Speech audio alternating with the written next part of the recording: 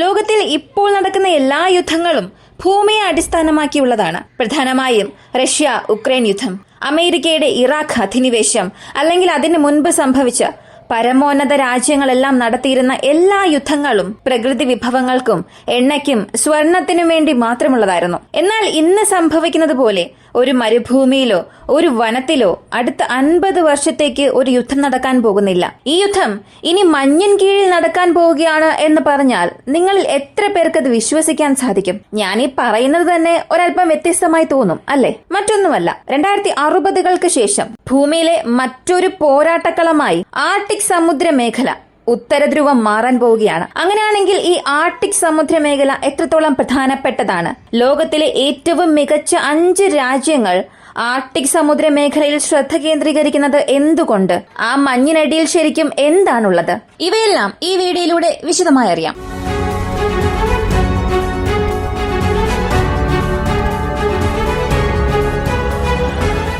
ഭൂമിയെ സംബന്ധിച്ചിടത്തോളം 2 പ്രധാന ധ്രുവങ്ങളുണ്ട്. ഒന്ന് ഉത്തരധ്രുവം, മറ്റൊന്ന് ദക്ഷിണ ധ്രുവം. ഉത്തരധ്രുവത്തെക്കുറിച്ച് പറഞ്ഞാൽ അത് ഒരു ആർട്ടിക് സമുദ്ര മേഖല അല്ലെങ്കിൽ മഞ്ഞ് മൂടിയ ഒരു പ്രദേശമാണെന്നും പറയാം. അതുപോലെ ദക്ഷിണ ധ്രുവത്തിൽ അന്റാർട്ടിക്കയുണ്ട്. ആർട്ടിക് സമുദ്ര മേഖലയും അന്റാർട്ടിക്കയ്ക്കും തമ്മിലുള്ള ഒരു വലിയ വ്യത്യാസം ആർട്ടിക് പ്രദേശത്തിലെ എല്ലാ മഞ്ഞു മൂടിയ പ്രദേശങ്ങളും കരയാൽ ചുറ്റപ്പെട്ട ഒരു കടൽ പ്രദേശമാണ് എന്ന് പറയാം. അതായത് അവിടെ ധാരാളം മഞ്ഞുവീഴ്ച ഉണ്ടാകുമ്പോൾ അത് പൂർണ്ണമായും മരവിച്ച ഒരു പ്രദേശം പോലെ മാറും.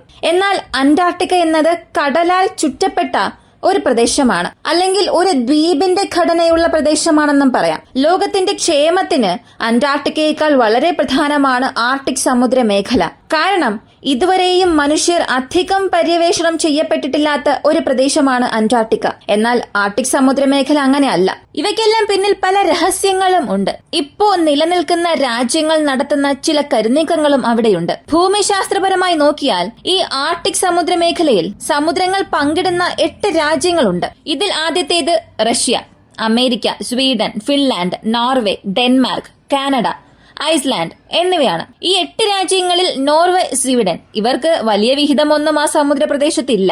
എന്നാൽ ബാക്കിയുള്ള രാജ്യങ്ങൾക്ക് ഗണ്യമായ ഒരു കടൽക്കര പ്രദേശം ഈ ഒരു ആർട്ടിക് കടലിലുണ്ട്. പ്രത്യേകിച്ചും ആർട്ടിക് സമുദ്രത്തിന്റെ 53% റഷ്യയുടെ നിയന്ത്രണത്തിന് കീഴിലാണ്. അപ്പോ ആർട്ടിക് സമുദ്ര മേഖലയുടെ കാര്യത്തിൽ റഷ്യയാണ് ഒരു ഗെയിം പ്ലെയർ, അല്ലെങ്കിൽ ഒരു ഗെയിം ചേഞ്ചർ എന്ന് പറയാം. ശരി, ഇനി ആർട്ടിക്കിന്റെ കാര്യത്തിൽ ഈ ആർട്ടിക് ഒരു മഞ്ഞു മൂടിയ പ്രദേശമാണ്. ഇത്രയും മഞ്ഞു മൂടിയ പ്രദേശത്ത് എന്തിന് ഒരു യുദ്ധം ആരംഭിക്കണം?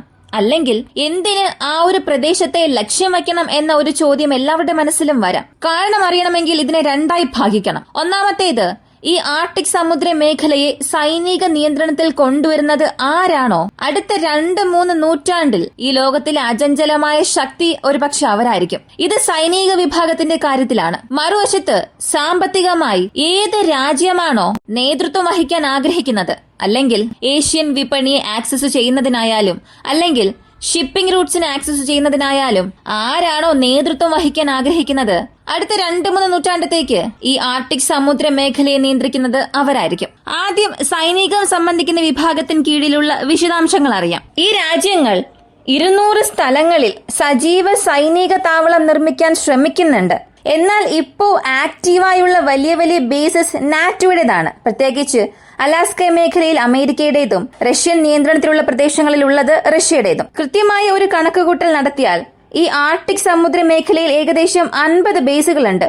അതിൽ 32 ബേസസിൽ അധികവും റഷ്യൻ നിയന്ത്രണത്തിലാണ്. റഷ്യയുടെ ആർട്ടിക് പ്രദേശത്തെ ബേസസിനെ കുറിച്ച് പറയുകയാണെങ്കിൽ കൂടുതൽ ആളുകളും സംസാരിക്കുന്നത് മുർമാൻസ് ഒബ്ലാസ്റ്റിനെ കുറിച്ചായിരിക്കും കൂടുതലും സംസാരിക്കുക, അല്ലെങ്കിൽ കോല പെൻസുല സമീപമുള്ള പ്രദേശങ്ങളെ കുറിച്ചായിരിക്കും സംസാരിക്കുക. പക്ഷെ പലർക്കും അറിയാത്ത ഒരു കാര്യം ഉണ്ട്. റഷ്യ ഇതിനെല്ലാം അപ്പുറത്തേക്ക് വളരെ ആഴത്തിൽ തന്നെ പോയിട്ടുണ്ട്. റഷ്യയുടെ പ്രധാനപ്പെട്ട തീരത്തിനടുത്ത് നിന്നും ഉത്തര ധ്രുവത്തിനടുത്ത് ചില ദ്വീപുകളുണ്ട്. ഈ ദ്വീപുകളെല്ലാം റഷ്യ സൈനികവൽക്കരിച്ചിട്ടുണ്ട്. അവർ അവിടെ ഒരു റൺവേയും കൊണ്ടുവന്നു. മാത്രവുമല്ല, ഒരു സ്ഥിരമായ ബേസ് നിർമ്മിച്ചു. ഈ ദ്വീപുകളുടെ പേര് ബാംഗൽ ഐസ്ലാൻഡ്, കേപ്സ്മെഡറ്റ്, ഖോട്ടിംഗ് ഐസ്ലാൻഡ്. ഈ പ്രദേശങ്ങളെല്ലാം റഷ്യയുടേതാണ്. ഇത്രയും ദിവസം ഈ പ്രദേശങ്ങൾ വെറും മഞ്ഞുമൂടിയ പ്രദേശങ്ങളായിരുന്നു. റഷ്യ കുറഞ്ഞത് 2000 വർഷങ്ങൾക്ക് ശേഷം, സോവിയറ്റ് യൂണിയന്റെ തകർച്ചയ്ക്ക് ശേഷം റഷ്യയുടെ ഉയർച്ചയ്ക്ക് ശേഷം. 1970കളിലും 80കളിലും സോവിയറ്റ് യൂണിയൻ ഇവിടെ കൊണ്ടുവരാൻ ശ്രമിച്ച സൈന്യത്തെ റഷ്യ ഒറ്റയ്ക്ക് ഇവിടെ കൊണ്ടുവന്നു. മാത്രമല്ല, അലാസ്കയ്ക്ക് അപ്പുറത്തുമുള്ള പ്രദേശങ്ങൾ മുതൽ ആർട്ടിക് സമുദ്രത്തിന്റെ മധ്യഭാഗം വരെ അവരുടെ സൈന്യത്തെ സജീവമായി വിന്യസിപ്പിച്ചിട്ടുള്ള ഒരേയൊരു രാജ്യം. വ്യോമ പ്രതിരോധ സംവിധാനം, ന്യൂക്ലിയർ ഐസ് ബ്രേക്കറുകൾ, ന്യൂക്ലിയർ അന്തർവാഹിനികൾ, ന്യൂക്ലിയർ സബ്മറൈൻ ഫ്ലീറ്റ് ഇവയെല്ലാം സ്ഥാപിച്ചിട്ടുള്ള ഒരേയൊരു രാജ്യം റഷ്യയാണ്. ഈ പ്രദേശങ്ങളിലേക്ക് പതിവായി സൈന്യത്തെ അയച്ചിട്ടുള്ള ഒരേയൊരു രാജ്യം റഷ്യയാണ്. ഈ ഘട്ടത്തിൽ അമേരിക്കയുടെ കപ്പലുകളായാലും അല്ലെങ്കിൽ അമേരിക്കയുടെ അന്തർവാഹിനി കപ്പലുകളായാലും അവർക്ക് ഈ പ്രത്യേക പ്രദേശത്തേക്ക് പ്രവേശിക്കാൻ കഴിയില്ല. അതിനുള്ള കാരണം എന്താണെന്ന് നിങ്ങൾക്കറിയണ്ടേ?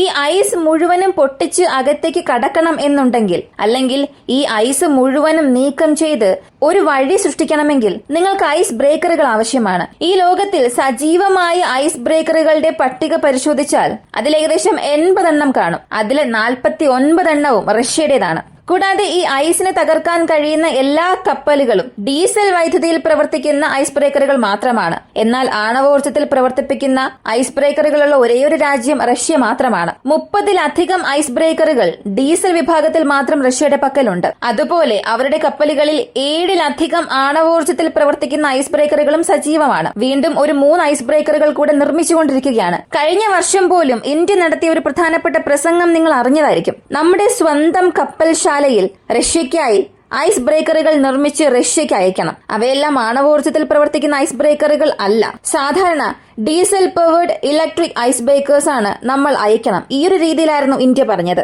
അപ്പോ റഷ്യയുടെ ഈ ഐസ് ബ്രേക്കറുകൾക്ക് അവരുടെ അന്തർവാഹിനികൾക്കായി ഒരു പാത അവിടെ ഒരുക്കാൻ സാധിക്കും. സബ്മറൈൻസ് കടലിനടിയിലൂടെയല്ലേ സഞ്ചരിക്കുന്നത്? അവയ്ക്കും ന്യൂക്ലിയർ ഐസ് ബ്രേക്കേഴ്സിനും എന്താണ് ബന്ധമെന്ന് നിങ്ങൾക്കൊരു ചോദ്യം ചോദിക്കാം.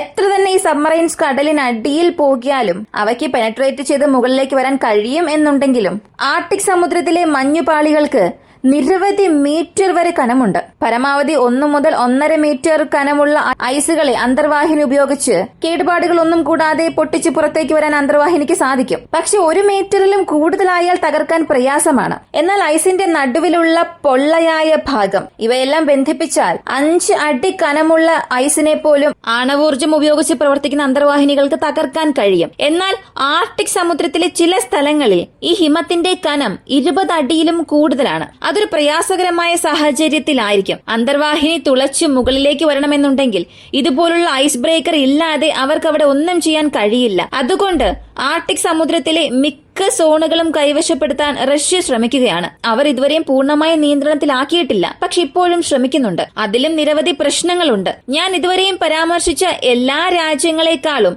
ആർട്ടിക് സമുദ്രം ഏറ്റെടുക്കുന്നതിൽ റഷ്യയ്ക്കൊരു പ്രശ്നമുണ്ട്. അതിന് കാരണം എന്താണെന്ന് ഞാൻ പറയാം. ഇപ്പൊ നമ്മൾ കണ്ടതെല്ലാം സൈന്യത്തിന്റെ അടിസ്ഥാനത്തിലുള്ള ചില കാര്യങ്ങൾ മാത്രമാണ്. അടുത്ത് സാമ്പത്തികമായും വളരെ പ്രധാനപ്പെട്ട ഒരു വിഷയമാണിത്. സമ്പദ് വ്യവസ്ഥയുടെ കാര്യത്തിൽ ആർട്ടിക് സമുദ്രം റഷ്യയ്ക്ക് വളരെ പ്രധാനപ്പെട്ട ഒന്നാണ്. കാരണം അവർ സമുദ്രത്തിന്റെ 50%-ലധികവും നിയന്ത്രിക്കുന്നുണ്ട്. ഇപ്പൊ റഷ്യ ആ കടലിൽ ഒരു പാത സൃഷ്ടിക്കാൻ ശ്രമിക്കുകയാണ്. ഈ ഐസ് ബ്രേക്കറുകളെല്ലാം ഉപയോഗിച്ച് എങ്ങനെയാണോ സൈനികം സംബന്ധിക്കുന്ന ഒരു പാത അവിടെ സൃഷ്ടിക്കുന്നത്, അതുപോലെ തന്നെ കൊമേഴ്ഷ്യൽ ഷിപ്പിംഗിന് വേണ്ടിയും അവിടെ ഒരു വഴി നിർമ്മിക്കേണ്ട നിർബന്ധത്തിലേക്ക് റഷ്യ തള്ളപ്പെടും. അതിന് പ്രധാനപ്പെട്ട കാരണം നോർത്ത് സീ റൂട്ട് എന്ന വളരെ പ്രധാനപ്പെട്ട പ്രോജക്ട് അതിലിപ്പോ റഷ്യയുണ്ട്. ആഗോളതാപനം നോക്കുകയാണെങ്കിൽ ആർട്ടിക് സമുദ്രത്തിലെ മഞ്ഞുരുകലിന്റെ അനുപാതം എല്ലാ വർഷവും 3 മടങ്ങ് വർദ്ധിച്ചു വരും. ഇത് വർദ്ധിച്ചാൽ 2060 അല്ലെങ്കിൽ 65 ഈ സമയങ്ങളിൽ ആർട്ടിക് സമുദ്രത്തിലെ മഞ്ഞെല്ലാം ഉരുകി അവിടെ ഒരു പുതിയ കടൽപ്പാത തന്നെ സൃഷ്ടിക്കപ്പെടുമെന്ന് ശാസ്ത്രജ്ഞന്മാർ പ്രവചിച്ചിട്ടുണ്ട്. അവരുടെ ആർട്ടിക് സമുദ്രവുമായി ബന്ധപ്പെട്ടിരിക്കുന്ന പ്രദേശങ്ങളിലെ മഞ്ഞുരുകിയാൽ അവിടെ പുതിയൊരു കടൽപ്പാത സൃഷ്ടിക്കപ്പെട്ടാൽ റഷ്യ അതിനെ പ്രധാനപ്പെട്ട ഒരു സാമ്പത്തിക കേന്ദ്രമാക്കി മാറ്റും. ആ വഴി സഞ്ചരിക്കുന്ന എല്ലാ കപ്പലുകൾക്കും ടോൾ ഏർപ്പെടുത്തും. അതായത് ഈ സഞ്ചരിക്കുന്ന കപ്പലുകളിൽ നിന്നെല്ലാം ടോൾ പിരിക്കുകയും അതിൽ നിന്ന് പണം സമ്പാദിക്കുകയും ചെയ്യും. വരുമാനം കണ്ടെത്തുക മാത്രമല്ല, ഈ കപ്പലുകളെല്ലാം യൂറോപ്യൻ ഭൂഖണ്ഡത്തെ ചുറ്റി ഏഷ്യൻ വിപണിയെ ആക്സസ് ചെയ്യുന്നതിന് എത്ര സമയമെടുക്കുമോ അതിൽ നിന്നും 40% കുറഞ്ഞ സമയത്തിനുള്ളിൽ ഇവരെ കൊണ്ട് ഈ സാധനങ്ങൾ റഷ്യൻ വിപണിയിലേക്ക് അയക്കാൻ സാധിക്കും. അതുകൊണ്ട് യൂറോപ്യൻ വിപണിയിലെ എല്ലാ വിൽപ്പനക്കാർക്കും ഏഷ്യൻ വിപണിയിലേക്ക് പ്രവേശിക്കാനുള്ള ഏറ്റവും എളുപ്പ മാർഗമായി തന്നെ ഇത് മാറും എന്ന് റഷ്യ വിശ്വസിക്കുന്നുണ്ട്. ഇതിനും നമ്മുടെ INST റൂട്ടിനും എന്തെങ്കിലും പ്രശ്നം ഉണ്ടാകുമോ? INST റൂട്ടിന് എന്തെങ്കിലും മാറ്റം വരുമോ എന്ന് ചോദിച്ചാൽ ഇവ രണ്ടിനും യാതൊരു ബന്ധവുമില്ല. ഇന്ത്യൻ വിപണിയിലേക്ക് പൂർണ്ണമായും പ്രവേശിക്കുന്നതിന് വേണ്ടി മാത്രമാണ് north south transport corridor Russia സൃഷ്ടിച്ചത്. അതിനും ഇതിനും യാതൊരു ബന്ധവുമില്ല. ഇന്ത്യ ഒഴികെയുള്ള മറ്റു രാജ്യങ്ങളിലേക്ക് പ്രവേശിക്കുന്നതിനുള്ള ഒരു മാർഗമാണ് നോർത്ത് സീ റൂട്ട്. അതുപോലെ വടക്ക് പടിഞ്ഞാറൻ പാതയ്ക്കും അലാസ്കയോട് ചേർന്നുള്ള കടൽ പ്രദേശങ്ങളിലേക്ക് പ്രവേശിക്കുന്നതിന് അമേരിക്കയ്ക്കും കാനഡയ്ക്കും ഒരു പ്രശ്നമുണ്ട്.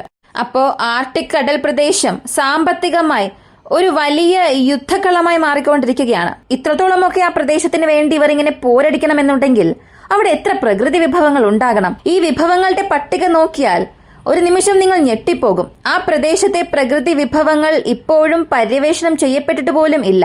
ചെറിയൊരു ഉദാഹരണം മാത്രം പറയാം, അപ്പോൾ നിങ്ങൾക്ക് ഇതിന്റെ പ്രാധാന്യം മനസ്സിലാകും. ഇപ്പൊ സൈനികവുമായി ബന്ധപ്പെട്ട കാര്യങ്ങൾ നമ്മൾ അറിഞ്ഞു. മറുവശത്ത് ഈ കടൽപാത എത്ര പ്രധാനപ്പെട്ടതാണെന്നും അറിഞ്ഞു. മറ്റെന്തിനേക്കാളും പ്രധാനമായി ഈ കടലിനടിയിൽ സത്യത്തിൽ എന്താണ് ഉള്ളത്? ഇത്രയധികം രാജ്യങ്ങൾ അവരുടെ അവകാശങ്ങൾക്കായി അവിടെ പോരാടുന്നു എന്നുണ്ടെങ്കിൽ അവിടെ തീർച്ചയായും എന്തെങ്കിലും ഒന്നും ഉണ്ടാകാതിരിക്കില്ലല്ലോ. ലോകത്തിന്റെ പ്രകൃതിദത്ത എണ്ണയിൽ ആർട്ടിക് സമുദ്രത്തിന്റെ പങ്ക് എത്രയാണെന്ന് നിങ്ങൾക്ക് അറിയണ്ടേ? കണ്ടെത്തിയ എണ്ണ ശേഖരത്തിന്റെ 23%-ലധികവും ആർട്ടിക് ഹിമപാളികൾക്ക് കീഴിലാണ്. ഇന്നീ ലോകത്തിലെ രാജ്യങ്ങളുടെ എണ്ണ ശേഖരവുമായി താരതമ്യം ചെയ്താൽ Saudi Arabia, middle east, Gulf രാജ്യങ്ങൾ ഇവയുടെ എണ്ണപ്പാടങ്ങളിൽ 90%-ലധികവും പിഴ ചുമത്തിയിട്ടുണ്ട്. പുതിയൊരു ഫീൽഡ് കണ്ടെത്തിയാൽ മാത്രമേ അവർക്ക് വീണ്ടും റിസർവ് കാണിക്കാൻ സാധിക്കൂ. പക്ഷെ അവരിൽ പിഴ ചുമത്തിയ മൊത്തം റിസർവിനേക്കാൾ ഈ ആർട്ടിക്കിനടിയിൽ ഇതുവരെയും പര്യവേഷണം ചെയ്യപ്പെടാത്ത പ്രകൃതി വിഭവങ്ങൾ ഇന്നത്തെ സ്ഥിതി വിവര കണക്കുകളേക്കാൾ 40 മടങ്ങ് കൂടുതലായിരിക്കും. സത്യത്തിൽ ഇതൊരു വലിയൊരു റിസർവാണ്. മിഡിൽ ഈസ്റ്റ് പോലുള്ള 4 ഇരട്ടി വലിയ രാജ്യങ്ങളുടെ പ്രകൃതി വിഭവങ്ങൾ ഈ ആർട്ടിക് കടലിനടിയിലുണ്ട്. മാത്രവുമല്ല, ലോകത്തിലെ പ്രകൃതിദത്ത എണ്ണ ശേഖരത്തിന്റെ 33%-ലധികവും ഈ ആർട്ടിക്കിനടിയിലുണ്ട്.